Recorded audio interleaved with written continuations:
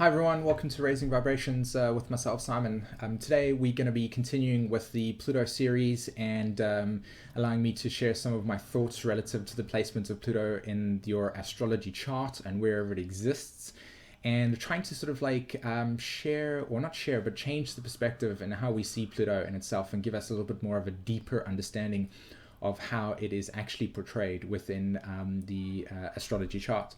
Now, firstly, before I go ahead with anything, if you're watching this video for the first time, I highly suggest that you go check out the introduction video, simply because I cover loads of information about how Pluto works within the chart and giving it some of the core definitions and understandings relative to, again, like I said, the chart. And a lot of that is not discussed within this video, so you kind of have to pair them up together to get a really truly sort of core understanding of the nature of Pluto in itself. Okay, so just check that out. This is in a playlist, so you can see it's right at the top, Pluto introduction video. Okay, all right, so Pluto in Sagittarius, or Pluto in the ninth house.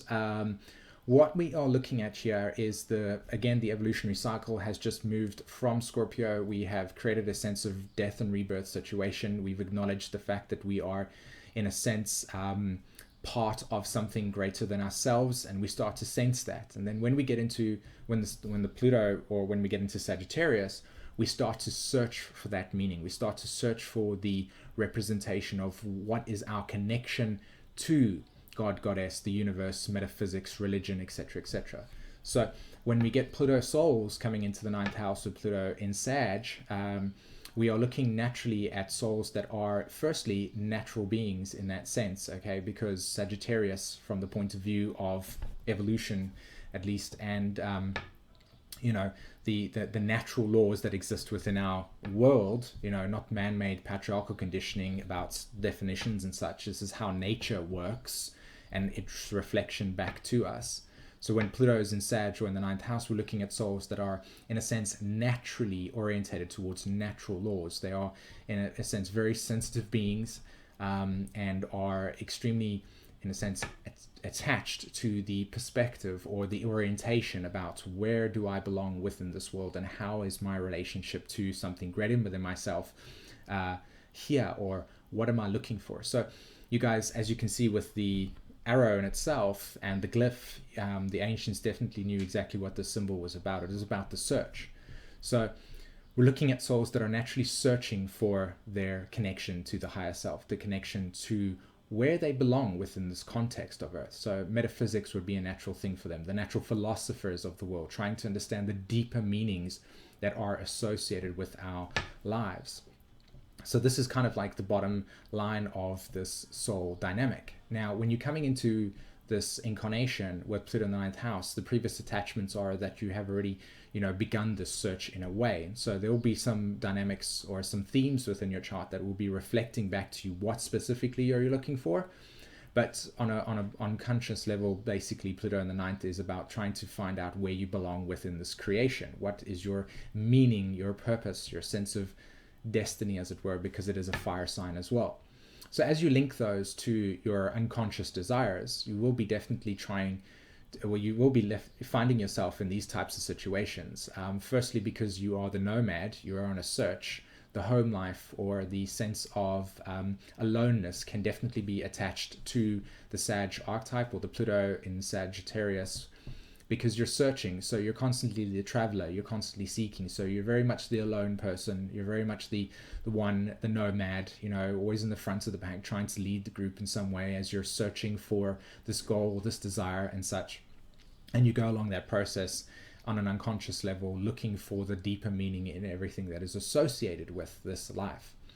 And as you go along this process, there are some dynamics, again, attached to the Sag, Pluto, ninth house, is that your core beliefs, okay, will be how you will define your reality in a sense. Now, every single one of us, Sagittarius, will have a belief system that we orientate towards.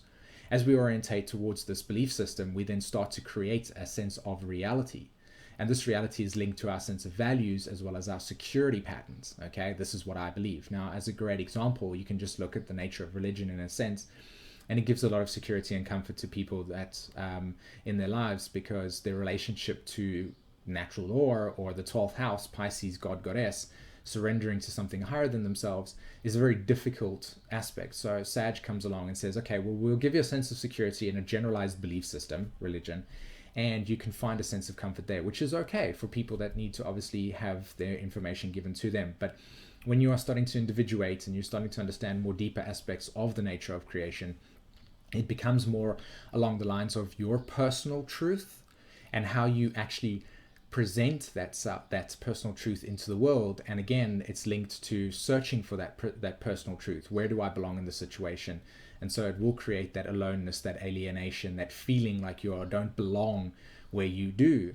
And this is a very difficult archetype to deal with when it comes to the alienation and not feeling where where you belong, because in a sense your inner truth is a reflection of outside of yourself, but because you're searching for something deeper than, say, for instance, other people that don't have Pluto in the 9th house or in Sag, they will not be reflecting the kind of like in deep philosophical understandings. And so you can find yourself being definitely alienated from the surroundings because nobody can relate to you in a way, because your truths are so much more sort of deeper. But that's, again, not anybody's fault. It's just a reflection of how deep you go within yourself to find the meaning of where you belong. And so that's how that archetype of outer reflection can create that alienation. So again, with the process of security and understanding your relation to that, you can then generally start to convince people of your truth as it being the standardized truth of the reality or the world that we exist in, because it gives you a sense of security and a sense of belonging. Now, unfortunately, everybody's value systems and beliefs and truths are individuated to their own, and so therefore you can only share your perspective of the truth, as you can't do the Piscean thing of understand the totality of it. You can only give your direct experience of it. And so therefore it's a really important thing to try not to convince other people of a truth that is not their own, and to allow them to have that truth and to see the different aspects or dimensions that are associated with Pluto, or at least with the Sag archetype. It's really, really important to do that, because you will come across as trying to convince people relative to a sense of security so that you don't feel alone. Now, how you combat that is the polarity point. The polarity point is Gemini.